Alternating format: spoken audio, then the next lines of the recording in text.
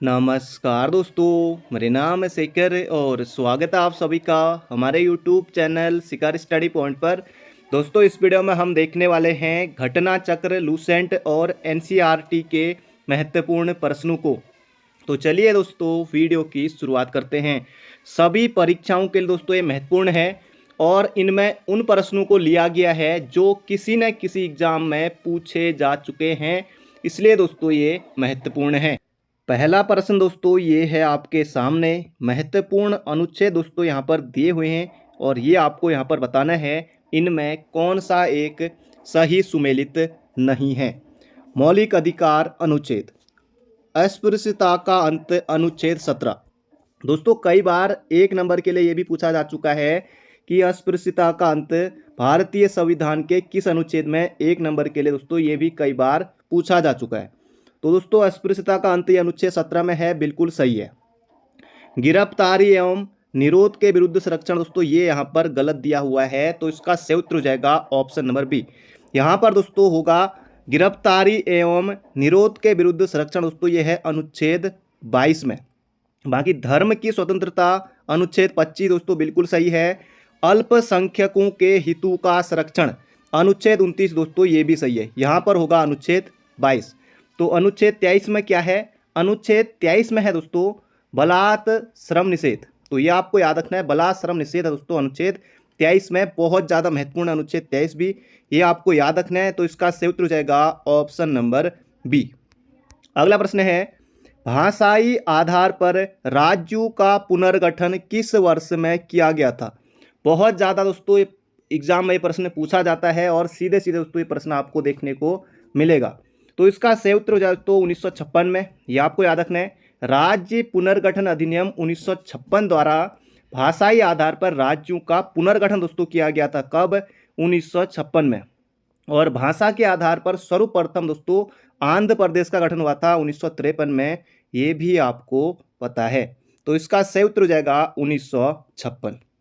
अगला प्रश्न है दोस्तों, यहाँ पर जनपद दिए हुए हैं, जनपद कह रहा हूँ, राज्य दोस्तों यहाँ पर दिए हुए हैं, इनका अस्तित्व में आने का वर्ष दोस्तों यहाँ पर दिया हुआ है। इसी तरह से दोस्तों उत्तराखंड के जो जिले हैं वो दोस्तों कब कब किसकी जिले का गठन हुआ, वो भी दोस्तों इस तरह से आ सकता है कि इनमें से कौन सा सुमेलित नहीं है। तो यहाँ पर दोस्तों राज्य दिए हुए हैं। एक एग्जाम में दोस्तों पूछा गया था कि नागालैंड विधिवत राज्य कब बना? 1963 में। इसका उत्तर दोस्तों ये था। हरियाणा का गठन कब हुआ था? यूकेपीएससी ने पूछा हुआ था 1966 में। तो यहाँ पर दोस्तों हम देख लेते हैं, इनको आप दोस्तों ऑप्शन से आसानी से कर सकते हैं, पर यहाँ पर हम सीधे सीधे चलते हैं। सिक्किम दोस्तों बहुत ज़्यादा महत्वपूर्ण है, 1975 में बना था, सीधे सीधे आपको याद रखना है। तेलंगाना दोस्तों 2014 में, और झारखंड सन 2000 में। नागालैंड दोस्तों एक तो यहाँ पर नागालैंड लिखा हुआ है, एक ये गलत है, और एक दोस्तों यहाँ पर एक मात्रा की गलती तो यहाँ पर है नागालैंड में, और एक दोस्तों यहाँ पर 2 की जगह 3 होना चाहिए था। तो नागालैंड दोस्तों कब बना था? 1963 में। तो ये आपको यहाँ पर याद रखना है, बाकी ऑप्शन यहाँ पर भूल जाइए। यहाँ पर दोस्तों गलती होगी चलेगा, लेकिन एग्जाम में गलती होगी दोस्तों वो कतई नहीं चलेगा। अगला प्रश्न है यहाँ पर हमारा, निम्नलिखित कथनों पर विचार कीजिए। भारत की संविधान सभा ने राष्ट्रीय ध्वज का प्रारूप 22 जुलाई 1947 को अपनाया। दोस्तों बिल्कुल सही बात है, बिल्कुल सत्य कथन दोस्तों ये है। 1 नंबर आपका पक्का है, ये प्रश्न दोस्तों आएगा एग्जाम में। अगला है, राष्ट्रीय ध्वज के बीच में 21 तिल्लियां हैं दोस्तों, ये यहाँ पर सरासर झूठ है। 24 तिल्लियां हैं दोस्तों, ये आपको बहुत पहले से पता है। अगला है, राष्ट्रीय ध्वज की चौड़ाई और लंबाई का अनुपात 3:4 है दोस्तों, ये भी यहाँ पर सरासर गलत है, बिल्कुल गलत है दोस्तों। यहाँ पर केवल और केवल एक सही है, तो ऑप्शन नंबर बी होगा इसका सही उत्तर। तो राष्ट्रीय ध्वज में दोस्तों 24 तिल्लियां हैं, और राष्ट्रीय ध्वज की लंबाई चौड़ाई, तो चौड़ाई दोस्तों 2 है और लंबाई 3 है। लंबाई और चौड़ाई का अनुपात दोस्तों 3 और 2 है। जिस हिसाब से दोस्तों एग्जाम में दिया हुआ है, पहले लंबाई है या चौड़ाई है वो भी आपको देख लेना है। तो चौड़ाई का दोस्तों 2 है और लंबाई का 3 है, तो ये आपको याद रखना है। बढ़ते हैं अगले प्रश्न की तरफ। अगला प्रश्न है दोस्तों, जबरदस्त प्रश्न है। किसने कहा था भारत अर्ध संघात्मक राज्य है? दोस्तों बिल्कुल छपेगा एग्जाम में, इसका सही उत्तर हो जाएगा केसी वेयर ने दोस्तों कहा था भारत अर्ध संघात्मक राज्य है। अगला प्रश्न है दोस्तों, बार बार एग्जाम में आने वाला प्रश्न है। निम्नलिखित शब्दों में से कौन सा शब्द 1975 में भारतीय संविधान की प्रस्तावना में सम्मिलित नहीं था। दोस्तों ये प्रश्न कई बार एग्जाम में आता है। इसका सही उत्तर हो जाएगा यहाँ पर हमारा ऑप्शन नंबर डी, अखंडता। भारतीय संविधान की प्रस्तावना में दोस्तों समाजवादी, एक शब्द आपको ये याद रखना है, समाजवादी, पंथ निरपेक्ष और अखंडता शब्द दोस्तों ये जोड़े गए थे 42वें संविधान संशोधन 1976 के द्वारा। तो इसलिए यहाँ पर पूछा गया, देखिए कौन सा शब्द 1975 में भारतीय संविधान की प्रस्तावना में सम्मिलित नहीं था। तो बंधुत्व, समानता, संपर्क दोस्तों ये थे। इसका सही उत्तर हो जाएगा यहाँ पर हमारा ऑप्शन नंबर डी। भारत के संविधान की 11वीं अनुसूची में कितने विषय हैं? जबरदस्त दोस्तों प्रश्न है। तो कितने विषय हैं दोस्तों? इसका सही उत्तर हो जाएगा 29।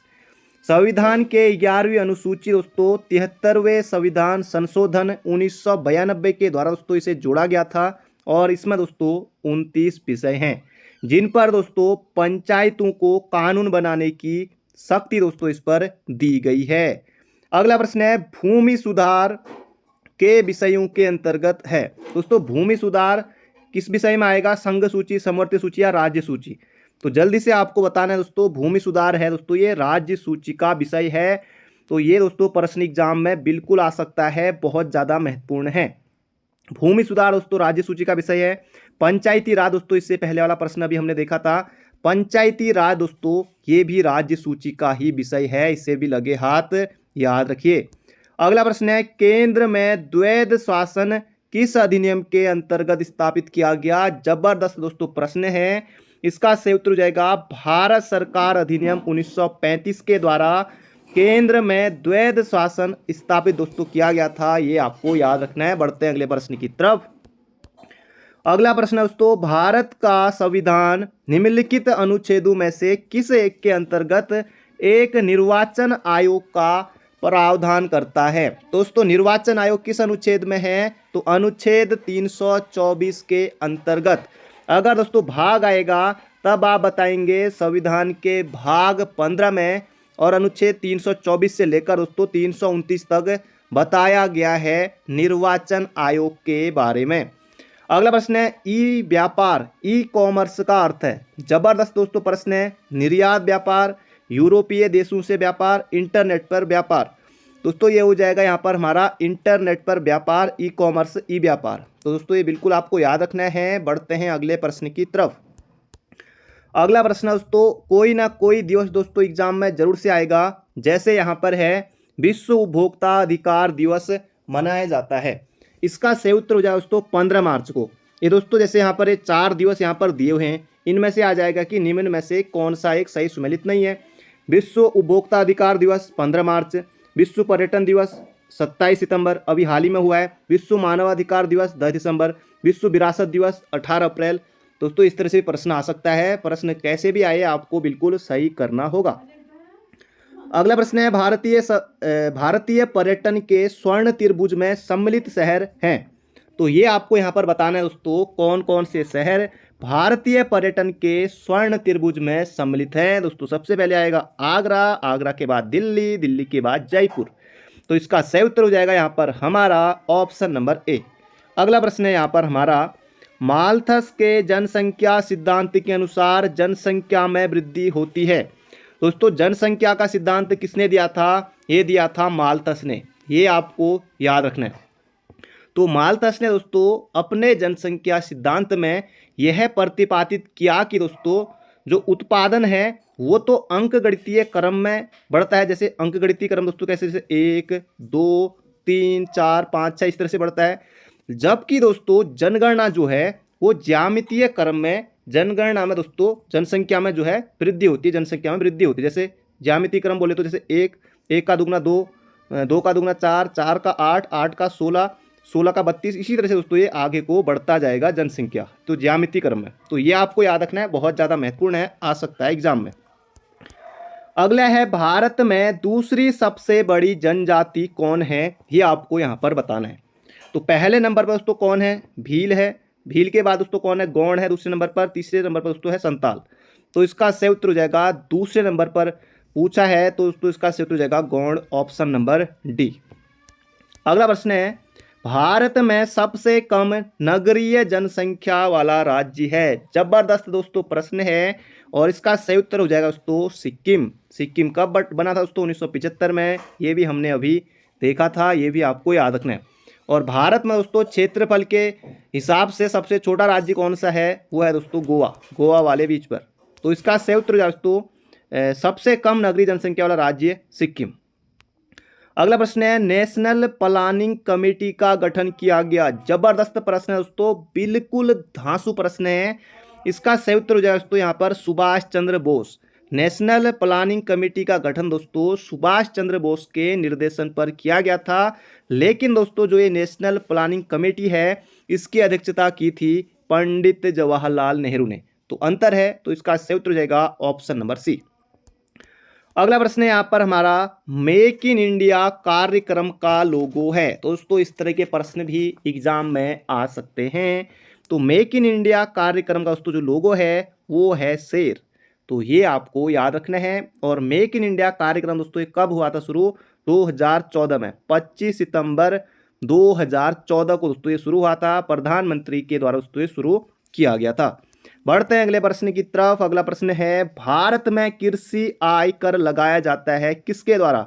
क्या राज्य सरकार लगाती है, केंद्र सरकार लगाती है, या केंद्र और राज्य सरकार दोनों मिलकर लगाती हैं? ये आपको यहाँ पर बताना है दोस्तों। इसका सही उत्तर हो जाएगा राज्य सरकारों के द्वारा लगाया जाता है। अगला प्रश्न है, भारतीय प्रायद्वीप की सबसे ऊंची चोटी है। जबरदस्त प्रश्न है दोस्तों, इसका सही उत्तर हो जाएगा, या एग्जाम में प्रश्न बनेगा कि भारतीय प्रायद्वीप की सबसे ऊंची चोटी या फिर दक्षिण भारत की सबसे ऊंची चोटी। दोस्तों ये है अनाईमुड़ी। तो ये आपको बिल्कुल याद रखना है। इसकी ऊंचाई दोस्तों ये है 2695 मीटर। निम्नलिखित में से किस नदी का उद्गम स्थल भारत में नहीं है? ब्यास, रावी, चिनाब, सतलज। दोस्तों इसका सही उत्तर हो जाएगा सतलुज नदी का उद्गम जो है दोस्तों भारत में नहीं है। क्योंकि दोस्तों ये जो निकलती है सतलज नदी, ये निकलती है मानसरोवर झील के निकट राकसताल से। तो इसका सही उत्तर हो जाएगा ऑप्शन नंबर डी। अगला प्रश्न है, चिल्का झील जहां स्थित है वो है। दोस्तों आपको पता है कि चिल्का झील उड़ीसा में है और खारे पानी की सबसे बड़ी झील है। दोस्तों उड़ीसा का जो तट है दोस्तों ये है उत्तरी सरकार तट, ये उड़ीसा में है। केरल के तट को मालाबार कहते हैं, गोवा कोकण। तो ये हो जाएगा दोस्तों यहाँ पर हमारा ऑप्शन नंबर डी, उत्तरी सरकार तट। अगला प्रश्न है, निम्नलिखित में से किस राज्य में तांबा का सबसे अधिक भंडार है? दोस्तों आपने पढ़ा होगा कि खेतड़ी दोस्तों किसके लिए प्रसिद्ध है? तांबे की खान के लिए। दोस्तों जो खेतड़ी है ये है राजस्थान में। तो तांबे का सबसे अधिक भंडार दोस्तों ये है राजस्थान में। अगला प्रश्न है दोस्तों, निम्नलिखित में से कौन सा एक सही सुमेलित नहीं है? ये यहाँ पर आपको बताना है। भिलाई मध्य प्रदेश, दुर्गापुर पश्चिम बंगाल, जमशेदपुर झारखंड, राउरकेला उड़ीसा। दोस्तों ये तीनों तो सही हैं, लेकिन भिलाई दोस्तों ये मध्य प्रदेश में ना हो करके भिलाई दोस्तों ये छत्तीसगढ़ में है। भिलाई छत्तीसगढ़ में है। तो ये आपको याद रखना है भिलाई। और इसके अलावा दोस्तों बी, भिलाई, बी बोकारो। दोस्तों ये दोनों लगे थे, जो बी वाले हैं ये दोस्तों लगे थे रूस के सहयोग से। तो ये आपको याद रखना है, बहुत ज़्यादा महत्वपूर्ण है। इसका सही उत्तर दोस्तों भिलाई हो जाएगा छत्तीसगढ़ में। अगला है, ज्वालामुखी से सबसे अधिक कौन सी गैस निकलती है? इस तरह के प्रश्न भी एग्जाम में दोस्तों आ सकते हैं। इसका सही उत्तर हो जाएगा जल वाष्प, बोले तो H2O। अगला प्रश्न है दोस्तों, यहाँ पर दोस्तों आपको ये जरूरी नहीं है कि दोस्तों इस तरह से प्रश्न आए। वहाँ पर आ सकता है कि स्टेपीज घास के मैदान कहाँ पाए जाते हैं, पंपास घास के मैदान कहाँ पाए जाते हैं, और इसके अलावा वेल्ड घास के मैदान। दोस्तों ये सभी आपको याद हो सके इसलिए यहाँ पर ज़बरदस्त प्रश्न लिया गया है। ये दोस्तों अगर आप PCS की तैयारी करते हैं, RO की तैयारी करते हैं, या अन्य कोई बड़े एग्जाम की तैयारी करते हैं, वहाँ भी दोस्तों इस तरह के प्रश्न आते हैं। तो पेरेरीज दोस्तों घास के मैदान कहाँ हैं? ये दोस्तों हैं उत्तरी अमेरिका में। तो ये आपको याद रखना है। पंपास घास के मैदान दोस्तों ये हैं दक्षिणी अमेरिका। दोस्तों ये अर्जेंटीना में है पंपास घास के मैदान, अर्जेंटीना। तो टीना को पंप की आवश्यकता है दोस्तों। ये पंपास घास के मैदान कहाँ है? तो अमेरिका में, दक्षिणी अमेरिका, अर्जेंटीना में। स्टेपीज घास के मैदान दोस्तों ये हैं यूरोप में। तो ये भी सही है।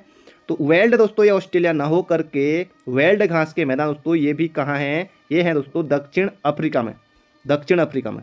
तो इसका सही उत्तर हो जाएगा ऑप्शन नंबर डी।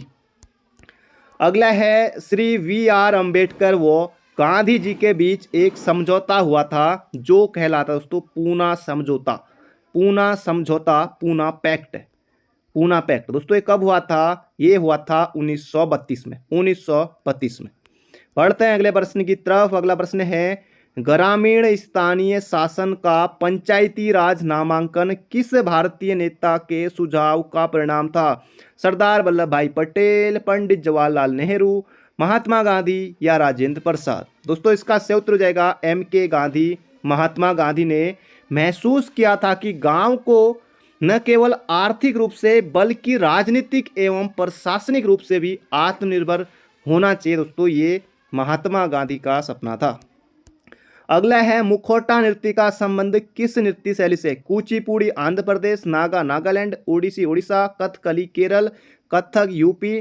दोस्तों ये हो जाएगा मुखौटा नृत्य, ये है कथकली का। तो कथकली दोस्तों केरल का। तो ये आपको याद रखना है। अगला प्रश्न है, कनिष्क के शासनकाल में बौद्ध सभा किस नगर में आयोजित की गई थी? मगध, कश्मीर, पाटलिपुत्र या राजगृह? दोस्तों इसका सही उत्तर आपको बताना है कमेंट बॉक्स में। ये हमारा दोस्तों आखिरी प्रश्न है। बाकी मिलते हैं बहुत जल्दी एक नई वीडियो में। Thank you friend, thank you so much. अपना ध्यान रखिए, स्वस्थ रहिए, मस्त रहिए, तैयारी करते रहिए।